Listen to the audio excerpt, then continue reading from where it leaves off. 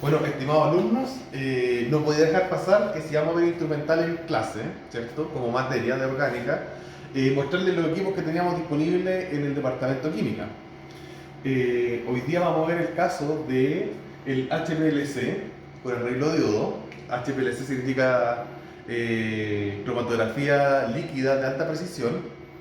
Y este equipo se divide en pisos, es como un departamento, es como si uno viera un departamento, un bloque, y cada uno de los pisos tiene una cierta funcionalidad. Si nosotros empezamos de la parte más alta, encontramos lo que son los solventes. Acá tenemos acetonitrilo, metanol y agua ultra pura, grado, todo esto grado HPLC. Todo esto se trabaja con grado HPLC. Si nosotros vemos esto y lo comparamos con lo que hemos visto en laboratorio, nos daríamos cuenta que todos estos solventes son solventes polares. El agua es polar, acetonitrilo es polar, metanol es polar.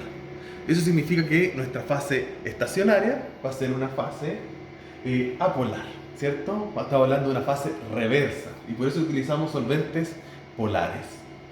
Este equipo además cuenta con un gasificador.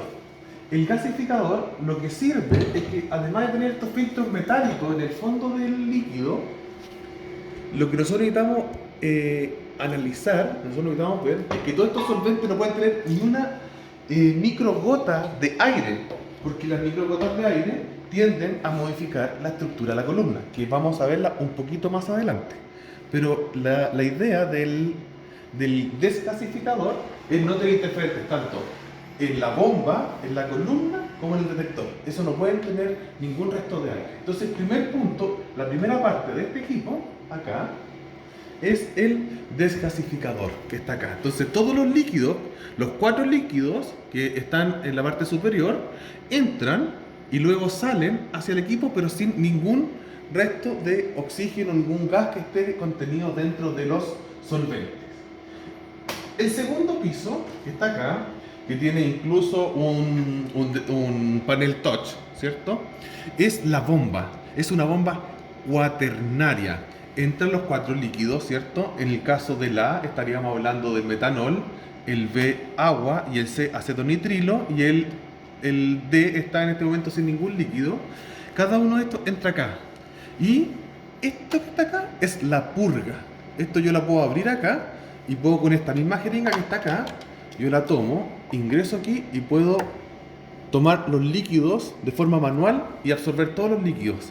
¿Qué logro con la purga? Sacar cualquier gotita, cualquier resto de aire que esté dentro de las mangueras. Y así yo me aseguro, purgo toda la máquina, dejo todo dentro absolutamente sellado y todo lleno de líquido y ningún resto de agua. Para eso sirve la purga. Entonces aquí la bomba, yo configuro que la presión de flujo, que es ml, ¿cierto? Mililitros por minuto. Luego tenemos la presión, que se mide en PSI. En este momento no tengo flujo porque como estamos en paro no he echado a andar el equipo. Pero sí está la presión que marca 2.7 PSI. Y luego aquí configuro líquido A, B, C o D. O sea, significa cuánto voy a echar. 100% en este momento está 100% metanol. El porcentaje de agua 0, porcentaje de C, que es acetonitrilo, 0. Pero yo podría dejar, por ejemplo, un 50% metanol, 25% agua, 25% acetonitrilo, dependiendo de lo que yo quiera, en el fondo, empujar a través de la columna, a través de los solventes, a través de mi fase estacionaria. ¿Ya? Podemos hacer partir acá en la bomba o podemos hacerla partir en el computador. El siguiente piso, el cual yo realmente me gusta mucho, es como mi parte favorita porque yo cuando hice mi tesis doctoral pasé más de 600 muestras y yo no tenía autosampler, entonces todas las muestras tenía que pincharlas con la mano. Entonces cada una de las muestras llegaba, pinchaba. Acá lo que tenemos es una aguja que se encuentra en la parte de atrás. Esta es la aguja que está ahí. Esa aguja tiene un líquido acá, que es esta metanol agua, que es para limpiarla. Aquí donde se absorbe el émbolo de la aguja, ¿cierto? Y eso absorbe. Entonces absorbe una vez, absorbe 2 veces, absorbe 3 veces y va limpiando, va purgando la aguja hasta que llega un momento en que no tiene ningún resto de aire y en ese momento absorbe algunos de estos viales, el que configure, ¿cierto? Estas son placas de fierro. Aquí yo voy poniendo cada una de las muestras. ¿Ven? Se ponen las muestras. Esas muestras en el fondo se configuran en el computador y se va diciendo de una forma muy simple. Bandeja 1, bandeja 2, después se ve 1, 1A, 1B, 1C, 2A, ¿cierto? Aquí podemos llegar hasta el 12A. ¿Qué significa que tenemos 12 por 1, 2, 3 por 6? Y eso lo multiplicamos por 2 y esa es la cantidad de muestras que nosotros podemos obtener o podemos en el fondo pinchar sin tener que tocar ningún vial. O sea, todo eso queda programado y listo dentro del software. Otra cosa que tiene interesante esto, que este recipiente aquí, todo esto está refrigerado, está súper frío. Acá generalmente se mantiene entre 4 a 10 grados Celsius, por lo cual tampoco se van a volatilizar. Piensa que estamos trabajando con solventes, y los solventes a temperatura alta se volatilizan. Aquí estos se mantienen bien, se mantienen refrigerados. Y el último parte de este departamento, esta estructura de análisis, es el detector. Que aquí, en general, si uno ve ahí hacia adentro, está la luz, que es una luz del detector de arreglo diodo. El arreglo diodo lo que hace es un barrido entre 200 a 900 nanómetros. Y con eso nosotros podemos ir excitando con la absorbancia de cada uno de los compuestos que pinchamos. Y esa absorbancia nos va, en el fondo, demostrando o viendo si es que tiene una cierta concentración. Si ustedes ven cada uno de estos puntos, estas bandejas son redondas acá. Y después tienen dos cables pelados. No sé si lo alcanzan a ver. ¿Lo ven? Esos cables pelados están aquí. Están en el segundo piso, están ahí. En el tercer piso, están acá. ¿Cierto? ¿Qué podría ser eso? Ahí es cuando yo en este video le pongo un pause y les pregunto. Bueno, la respuesta de esto es que en todas estas conexiones, en todas estas mangueras son plásticos especiales. Estas mangueras soportan hasta presiones muy altas, altísimas de presión, lo que significa que cada una de estas mangueras podría hacer que en estas conexiones que son atornilladas, ¿cierto?, se pierda el agua, y se pierde el agua, el solvente, el metanol, acetonitrilo, ¿cierto?, lo que estemos investigando, lo que estemos pasando dentro de la columna. Al tocar estos dos electrodos, se tocan estos, le llega el agua y automáticamente una alarma que para el equipo, porque en el fondo estamos perdiendo presión y estamos perdiendo líquido. Entonces cada uno de estos compartimentos podrían eventualmente perder líquido y eso podría afectar los resultados, y por eso el equipo automáticamente da una alarma, empieza a sonar un pito bien importante. Otra cosa que hay que explicar acá es que esto que está acá es un loop. Y este loop de acá es cuando uno pincha las muestras. ¿Qué es lo que hace este loop? Es que es una purga interior dentro del mismo sistema, que un líquido de estos, esta manguera, va y se va al recipiente que está abajo. Este se pierde. Entonces, todas estas muestras pasan por aquí. Primero se ceba una, pasa la muestra, y luego cuando voy a pinchar de nuevo, me aseguro que todo el líquido que está contenido y que va a entrar dentro del equipo es de la muestra que estoy analizando y no otra. Eso también se hace cuando nosotros vamos a la purga, que es la purga automática. O sea, la purga manual. Esa es la automática y esta es la manual. Aquí también, nosotros ingresamos la jeringa en este círculo, y acá también, si lo ven por el lado, tiene el mismo sistema. Acá está la purga, ¿cierto? Acá está el fierro donde la muestra va a contenerse antes de ingresar, porque así me aseguro que sea solamente la muestra en la que estoy ingresando. Y aquí, en este sector de aquí, va la columna. Esta columna, yo pincho acá, abro aquí, abro acá, la atornillo y la columna va aquí, ¿cierto? Y la columna siempre tiene un flujo. Nosotros tenemos que fijarnos que dice aquí flow. ¿Qué significa el flow? Es que esto va, entra, esta es la entrada y esta es la salida.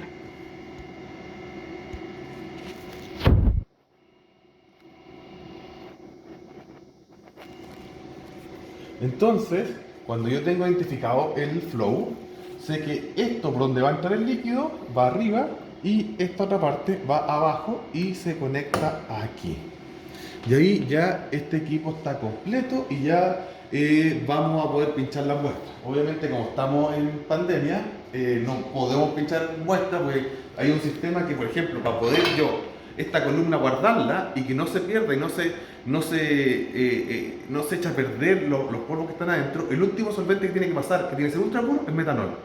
Luego que yo limpio esta curva con metanol, cierro acá, queda una cierta humedad dentro y luego de eso esto se guarda. Y aquí hacemos el bypass, o sea, lo que entra va a salir. No hay ninguna, en el fondo, columna que haga alguna intervención para que esto termine yendo al detector y finalmente a mi depósito de reactivos. Y en este depósito de reactivos viene la purga de acá arriba, la purga del inyector de acá, la purga del inyector de acá y todos los solventes que finalmente ya pasaron por el detector y terminan yendo al depósito final. Y este después, como son residuos de nitrilo, de metanol, tendrán que después llevarse a un lugar, a un confinamiento especial, ¿cierto? Se tendrá que llevar los que están encargados de los líquidos peligrosos. Ya, ahora nos vamos a la parte analítica. Acá lo que estamos viendo nosotros es el data de adquisición. En el fondo, esto es lo que están leyendo en este momento el detector.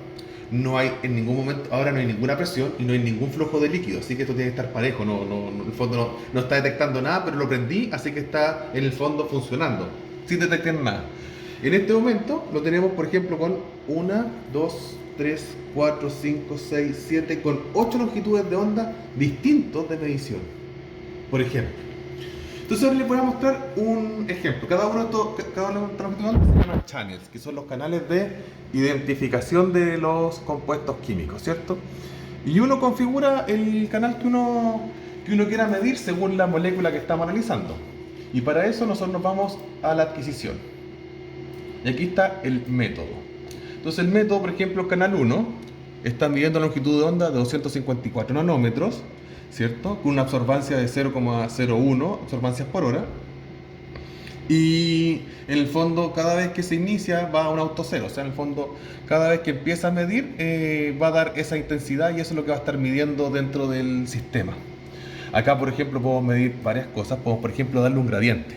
Acá podemos decir que el líquido A esté en un 20%, el B en un 30%, el C, para completar eso, serían un 50%. ¿Ya? Y con eso podemos hacer una composición. Y aquí le damos, por ejemplo, el standby flow, es cuánto va a estar la presión mientras no estoy pasando. Y luego el tiempo, o podemos decir cuánto va a estar la muestra después cuando esté en el fondo dando la presión de flujo, que es la que está acá. Presión de flujo y cada uno de los solventes. Por ejemplo, yo puedo empezar a medir con 100% agua y terminar con 50-50 agua metanol. O, por ejemplo, empezar con agua, seguir 100% isocrático entre agua y metanol y terminar isocrático agua acetonitrilo.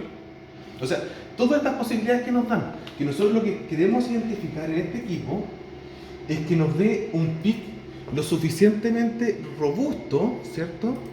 Un pic que en el fondo nosotros podamos identificar y decir, esto es caseína y no se mezcle con lo que, por ejemplo, aquí está, que esto es contaminación. Si estos pics se unen, ¿cierto? Yo no podría decir cuál es la área real de la cafeína. Y como no sé la área real de la cafeína, no lo tengo bien definido. En este caso, la cafeína salió un tiempo de retención, que ustedes pueden ver acá, de 1 minuto, 2 minutos, 3 minutos, punto 6. Y ahí está, 3.6 minutos. Está escrito ahí. Entonces, esas son las cosas que nosotros vamos, en el fondo, analizando dentro de esto. Cuando nosotros queremos saber una concentración en este equipo, lo que hacemos es que con un estándar, nosotros podemos hacer una curva calibrado. Entonces, la curva calibrado, si ven este sector de acá, ¿cierto? Ahí está la respuesta, y eso es el milivolt que midió, ¿cierto? Milivolt. Y acá la concentración en partes por millón. 5 partes por millón, 125 partes por millón, 250 partes por millón. Y el factor de respuesta. Y una vez que tengo 3 datos tomados con un estándar, pongo una curva calibrado. Y ustedes ven acá, acá están las partes por millón, ¿cierto? En este ángulo, en el eje X, está partes por millón. Y acá están los milivolts por segundo de respuesta. Entonces, la primera concentración, la segunda concentración, ¿cierto? Primero está a 5 partes por millón, abajito, ¿cierto? La segunda está en 125 partes por millón, si ustedes ven acá un poquito más adelante del 100. Y la tercera, 250 partes por millón. Entonces, en ese momento, teniendo una curva calibrada, yo puedo hacer una muestra que no sé su concentración, pero vamos a poder identificarla dentro de mis dos ejes de medida y que son los milivolts, que fue en el fondo la respuesta que dio al arreglo versus su concentración. Y ahí ya podemos ir armando nuestra investigación.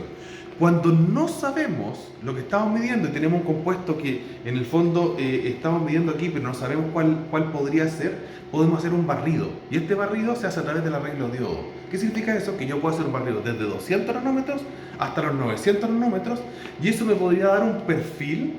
Y ese perfil, por ejemplo, de betacaroteno, son muy característicos, todo lo que son alcaloides, tienen perfiles característicos que nos podrían ayudar a identificar qué compuesto químico estamos realizando. Entonces aquí también en este equipo nos permite hacer perfiles. Entonces aquí tenemos el PDA, que es el detector, y aquí nos muestra en el primer gráfico absorbancia según su longitud de onda, ¿cierto? Desde los 190 hasta los 900, pasaditos los 900 nanómetros. ¿Ven que está acá? NM significa nanómetros. Y esos nanómetros son lo que está midiendo. Y aquí nos dice que hay dos, ¿cierto? Grandes peaks, ¿cierto? Que son lo que estábamos viendo recién en la cafeína.